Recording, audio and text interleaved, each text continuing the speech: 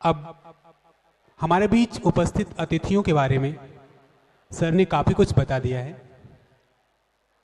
हम चाहेंगे कि हमारे बीच बहुत से अनुभवी अतिथि उपस्थित हैं इस समय, तो हम उनकी बातों का लाभ उठाएं, उनको सुने, समझें और अपने करियर को आगे बढ़ाने में उनके द्वारा बताई गई बातों को अमल करें।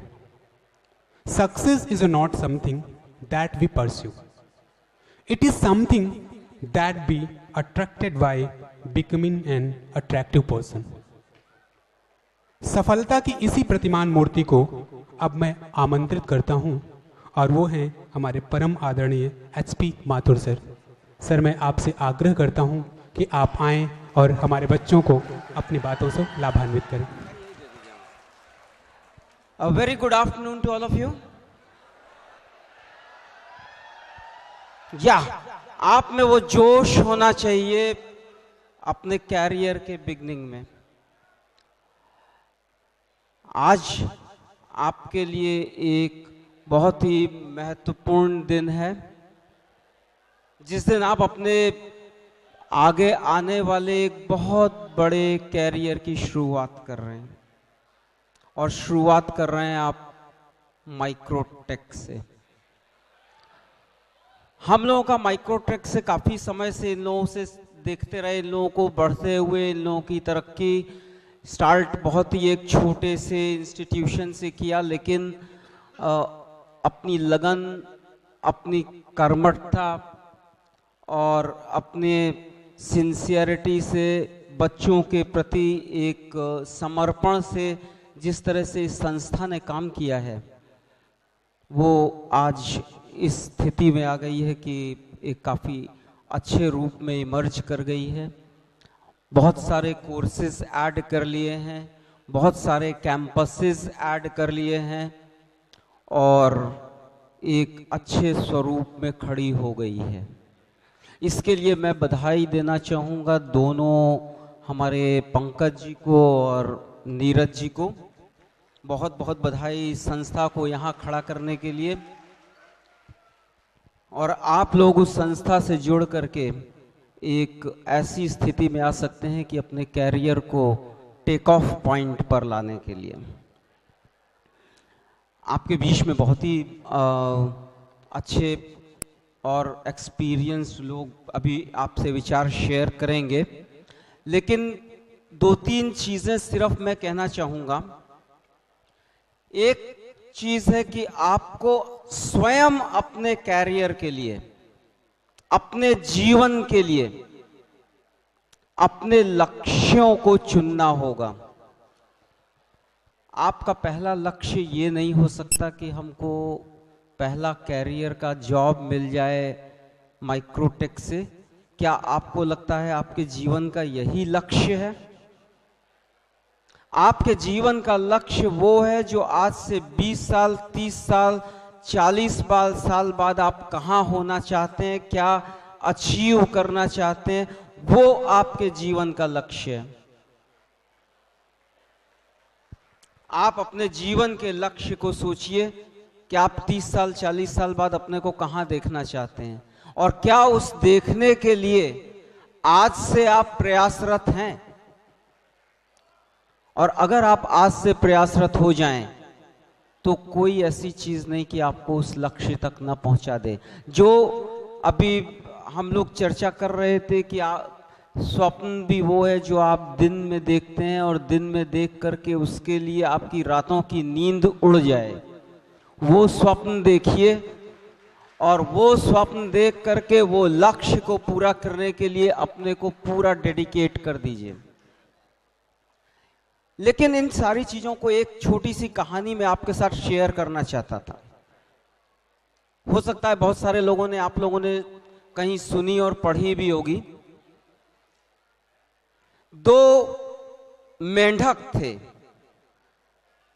और वो दोनों मेंढक एक क्रीम भरे बर्तन में गिर गए और उसमें से बहुत प्रयास कर रहे थे उसमें से निकलने का, और वो बाहर नहीं निकल पा रहे थे। थोड़ा बर्तन ज़्यादा ऊंचा था और वो ज़्यादा नीचे थे और नहीं निकल पा रहे थे।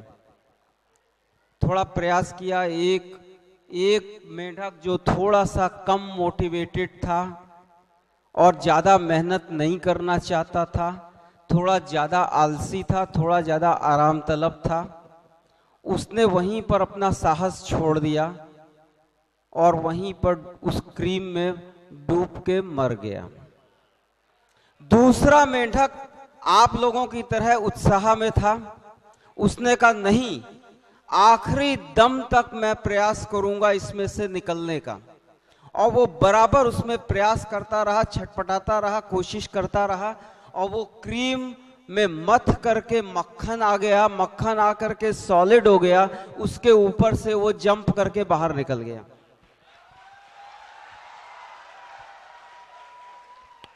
आप लोग क्या सतत प्रयास करना चाहेंगे अपने लक्ष्यों को हासिल करने के लिए, या शुरू में आने वाली समस्याओं से घिरकर उसमें अपने को हतोत्साहित होकर छोड़ देना चाहेंगे? से तो मैं तो अंदर चला जाऊंगा, तो उसने किनारे पर ही छोड़ दिया, ये आशा ही छोड़ दी कि मैं उस पार जा पाऊंगा। दूसरे ने कहा नहीं, चल सकते हैं, देखा जाए। बहुत डर डर के, रेंगते रेंगते उसने चलना शुरू किया। बहुत डर के मारे, किसी तरह कहीं हमारा ये न हो जाए, वो न हो जाए, उसने कुछ हिम्मत जुटाई और कुछ बढ़ना शुरू किया। वो आधे रास्ते पे पहुंचा, तब तक उसने देखा उसका तीसरा मित्र हंसता हुआ, गाता हुआ चला जा रहा है और उससे आगे निकल जा रहा है। कठिनाई तीनों के लिए एक थी, समस्या तीनों के लिए एक थी, तीनों के नजरिए अलग अलग थे। आप किसी भी समस्या को देखने के लिए क्या नजरिया रखते हैं, वो आपके सफर को मुश्किल या आसान करता है।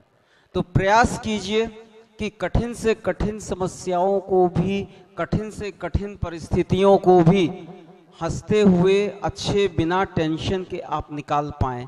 इस तरह का कुछ प्रयास कीजिए। तीसरी चीज जो आपके लिए थोड़ी सी इंपॉर्टेंट है और इन्हीं से जुड़ी हुई है और आपके अपने प्लेसमेंट के लिए भी बहुत महत्वपूर्ण है, क्या आपको अपने इस समय में, कैरियर के आरंभ में, बहुत ही कंफर्ट जोन में होना चाहिए, जहां आपको कोई समस्या ना हो, कोई कठिनाई ना हो, बहुत आराम तलबी का माहौल हो, या आप थोड़े से अपने कंफर्ट जोन से बाहर आइए और कंफर्ट जोन से बाहर आके देखिए, उन चैलेंजेस को फेस करने की कोशिश कीजिए जो आपकी ग्रूमिंग करते हैं। आपके लिए आज वही समय है। अगर अभी आप अपने कंफर्ट जोन से नहीं निकलेंगे तो आपको अपने फ्यूचर में कंफर्ट जोन से निकलना पड़ेगा, जब वो आपको ज्यादा डिस्कंफर्ट देगा। और आपकी सारी सफलताएं आपके कंफर्ट जोन के बाहर ही होती हैं, अंदर नहीं होती। तो अगर आपको किसी भी प्रकार से अपने को प्लेसमेंट रेडी भी बनाना है, अभी आप लोगों ने एंट्री की है, आपके पास बहुत अच्छा समय है अपने को डेवलप करने का, ग्रूम करने का, इतना अच्छा माहौल आपको संस्था देती है। तो आप प्रयास कीजिए कि इन सारी चीज़ों का भरपूर लाभ उठा करके अपनी पूरी पर्सनालिटी को डेवलप कर दें। इस इंस्टीट्यूशन की एक और बहुत अच्छी चीज़ जो लगी वो है कि खाली आपको पढ़ाई पर ही फोकस न दे करके, पढ़ाई के साथ में आपका एक ओवरऑल डेवलपमेंट करने का इनिशिएटिव लेते हैं। और अभी भी जैसा पंकज जी भी जिक्र कर रहे थे, स्किल डेवलपमेंट और बहुत सारी चीज़ों का, तो आपको इन सारी चीज़ों का भरपूर लाभ उठाना चाहिए जो आपको अपने सिलेबस के बियॉन्ड अपॉर्चुनिटी मिलती है अपने को डेवलप करने के लिए, जो कि आपके भविष्य के लक्ष्यों को पूरा कराएगी।